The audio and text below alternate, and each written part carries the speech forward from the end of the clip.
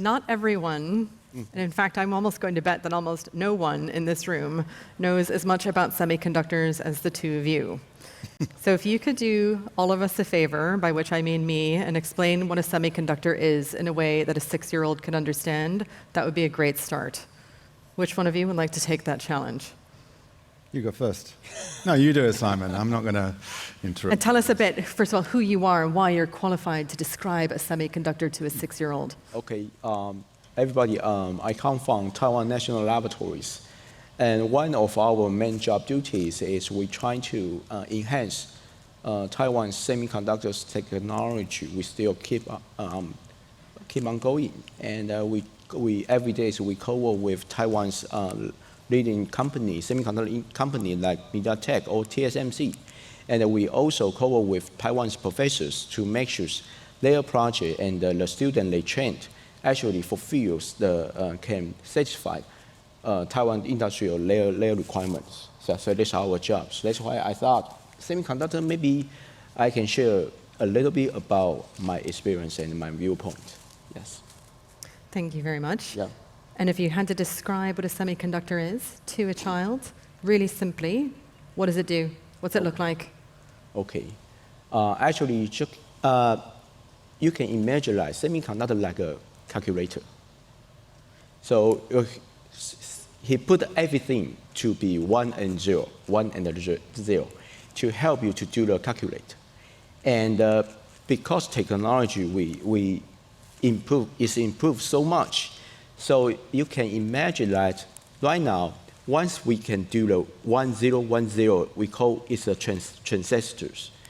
A virus right now, the size of virus is around 100 nanometer. And right now, the one transistor, in terms of TSMC's process, we can do 2 or 3 nanometer only. So you can imagine that a small size, maybe they cover more than 100 million. Yeah, of course, over 100 million transistors to become a very, very small but powerful calculator. So these are tiny, tiny calculators that you're saying can be as small as the size of a virus? Really, Yes. really little? Yes. Like really you almost little. can't see them with the naked eye? Okay. If this one is a transistors, actually, the chip like London. So we scale. So we can imagine that. So London to become a small chip, and how small the transistor will become. Right. So Super small. Yeah. And they're everywhere. Can you talk us through the devices and many, many things in which transistors, in which semiconducting chips are in? Where do we find them? What would happen to our modern life if they were to all of a sudden disappear? Yeah, I think there's plenty of evidence of what happens when you take transistors out of society. You know, we don't produce cars anymore. You know, we don't produce phones or digital TVs or set-top boxes, washing machines, everything that has a small brain, basically. So the way I describe a classic semiconductor is it's a little brain embedded in some silicon with some wires. And the intelligence that we bring to all these everyday devices that we use without thinking, there's brains in there, and there's transistors that are being switched on and off to make decisions, really, about you press a screen, the screen responds, you put your foot on the brake, and the brakes of the car slow down. These have all got little brains, and therefore little microprocessors, and therefore semiconductors embedded within them, everyday devices. And if you think about a car's got thousands of semiconductor devices in it. I mean, from the console through braking systems, through electronic windows, through engine management systems, just everything. So modern life as we know it Everything. can't function without them. They're almost like the sort of building blocks. And also, what would happen if the very complex, fragile, delicate, global supply chain that is needed to make them were to ever have a problem?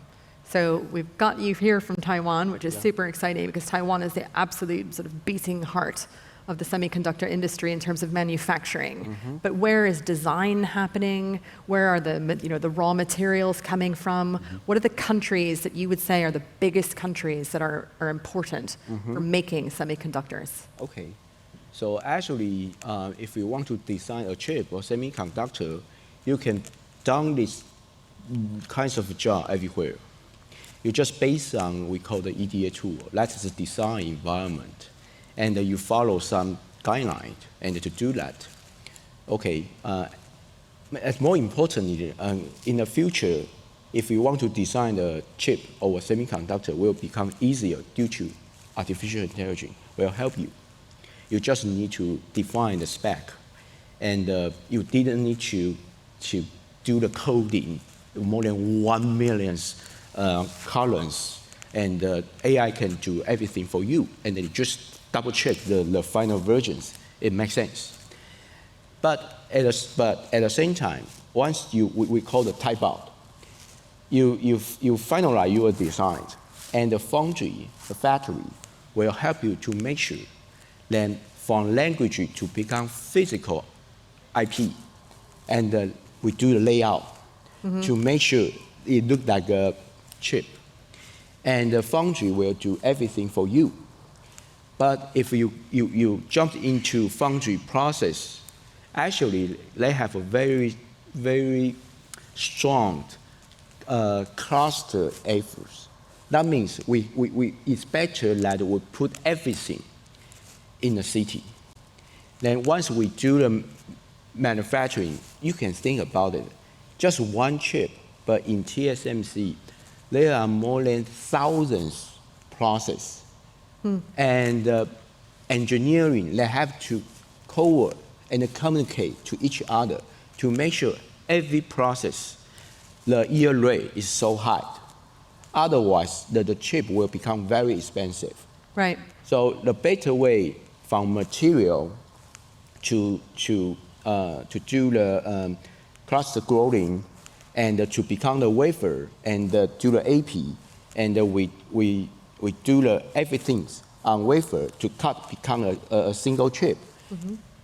Our experience is we should put together in a small place, and the engineering we can communicate to each other. Right. That's our experience. So, the question for you both, does that mean that as AI becomes more important both in the design and the manufacture of these chips, helping humans to make them, but also AI designing its own chips, starting to take humans out of the process, is that going to become something that could actually change the nature of the supply chain, where it's going to stop becoming so important about where things are physically located and could be done at that level, at least of design, much more globally, and then I guess it just becomes a question of again, production, of manufacturing. Yeah, I think there's several aspects to where AI might impact the way in which we design chips, as well as the way in which we consume AI as everyday punters and consumers. So on the design side, we already use AI and machine learning already to pick libraries of software that describe how a chip's going to be, how it's got, its functionality. So it already occurs today. And obviously engineers then will sit behind picking these. Imagine when you design software or hardware, there's somebody's already designed. It's a bit like the Beatles who invented music, right? The music has already been written, the tunes have been written, the beats have been written. And if you think about the design process, quite often you're taking pre-existing, melodies and beats, and you're putting them together in different combinations to create a different music. But fundamentally, when you're designing chips or software, it's the same principle. You pick what are called libraries, which pre-describe a function. You put them together in a certain order, and you then call up PSMC or TSMC and say, I need you to make me some chips, please. But AI will touch all aspects of that design process, and increasingly so. We don't produce enough engineers, for example, Not yet. to design these things. Yeah. And that's an area where we could improve tremendously. You could even de-skill the roles.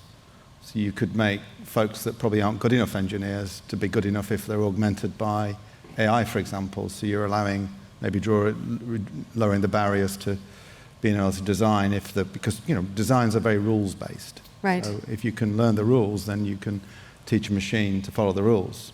It's not sentiment-based. It's not like I think this should be, or I can imagine this looking like this. It's rules-based, right? So, I think AI at the design phase will be codified in tools. The tools will be used by engineers to augment their role, and it'll either enable them to make decisions more quickly or to arrive at designs more quickly. So in theory, it should reduce the cost to get to a design. So lower costs, potentially better design, more interesting or innovative design, ways of helping the workforce, including people who aren't necessarily trained or the best that they could be in certain other areas, can become augmented with AI as a sort of ideal colleague. What about investment opportunities? Like, how are you seeing the landscape of semiconductors going forward? Okay. I try to separate these questions into three directions. The first one I thought is about applications. So we put so much attention on AI on chip, especially for edge AI, not a cloud service or an NVIDIA solution. No, right now we put so much attention on edge AI. So that means in the future, AI is everywhere. So semiconductor is everywhere. And the second one is because we have to fulfill AI on chip, those kinds of application. So design-wise, I just mentioned, AI also help designer to speed up their design, and we can increase the performance, right? Because in the past, when we do the computer or a cell phone, those kinds of IC design, actually we just follow our experience. Right. But once AI is everywhere, semiconductor is everywhere, that means the application is diversified. So that means you have to design different kinds of chip. Yep. But based on different kinds of chip, maybe you did have relative experience in the past, but you can rely on the AI to choose the right IP for you and to do the hardware language programming for you. So you just give the clear idea, market spec, and your expectation, then AI will help you to do the dirty job. And so those kinds of a tool, right, we are looking for, and we want to invest. And the third one is, because if AI is everywhere, that means your semiconductor structures will change a lot. So in the past, logic IC is logic calculator, and the memory is memory. Memory store your data, and the logic to calculate your data. But because AI, they need to calculate real time. So that means you have to put memory and the logic IC together. So you need a new technology, new process, we call 3D process. So that is manufacturing, that is totally new technology. So the third one right now we are looking for is we invest the process, new process or a new manufacturing skill that can fulfill the 3D packaging. That's it. It's a little bit complicated.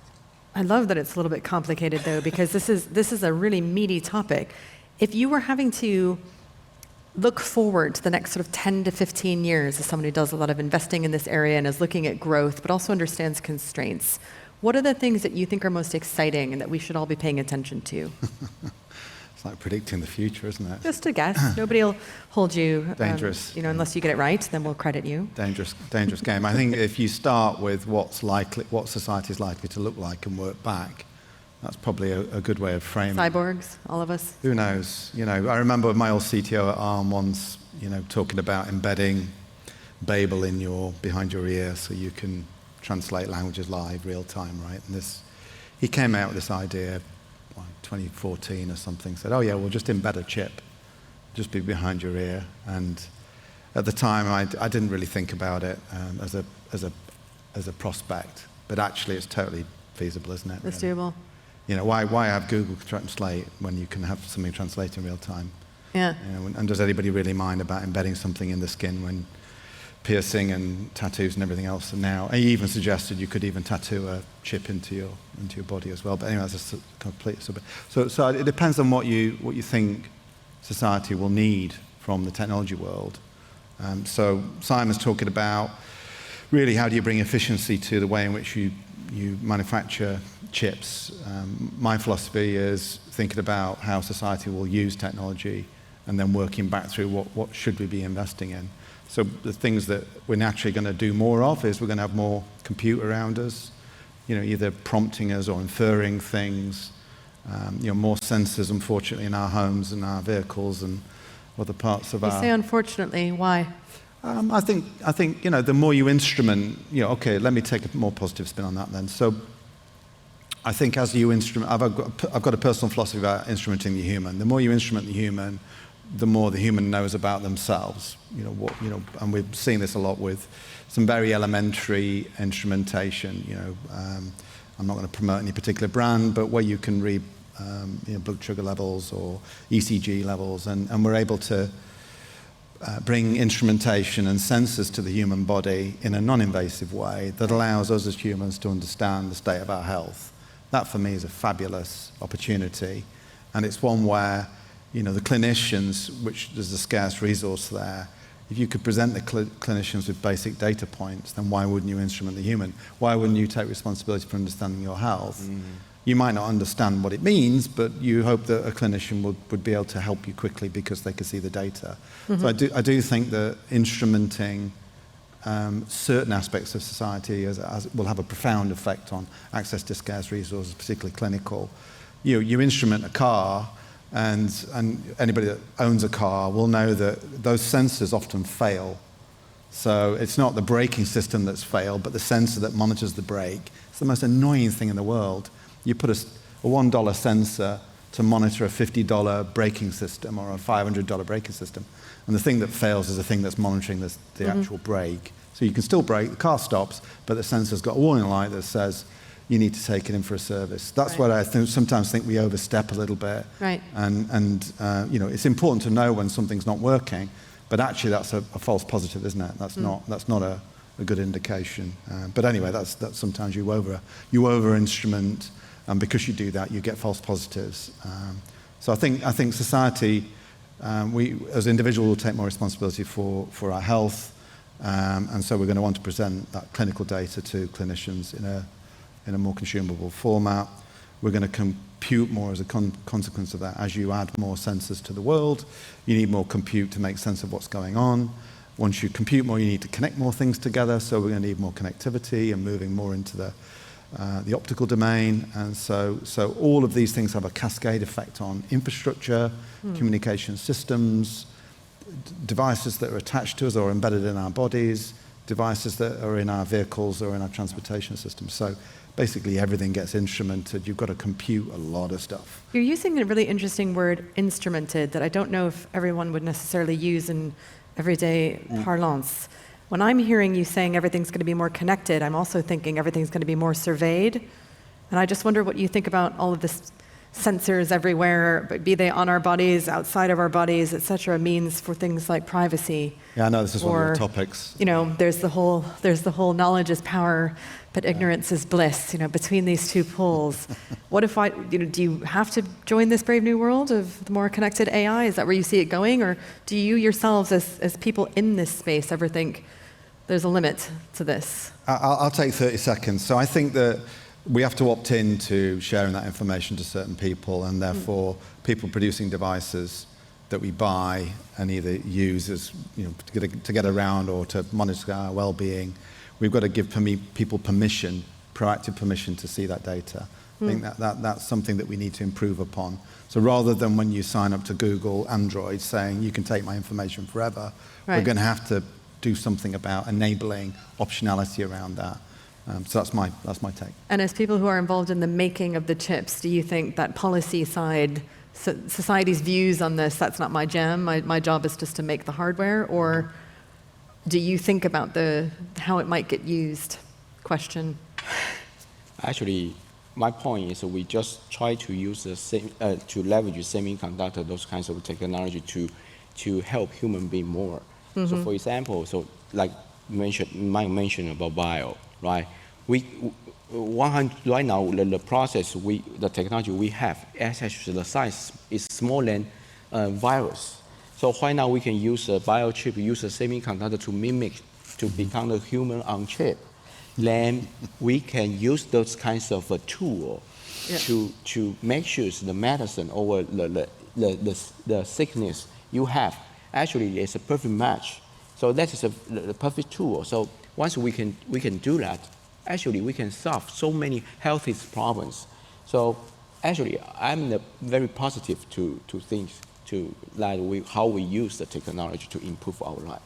That's wonderful. Yeah. Thank you. Thank you both. I have to end this session on time because I'm chairing it, so we could talk, I'm sure, for much longer, but all that remains is for me to thank both of you very much, and we will leave the stage, and I'll bring some new people on. So you all get to relax. Should we go? Yeah. Thank you very much. Thank you. Thank you.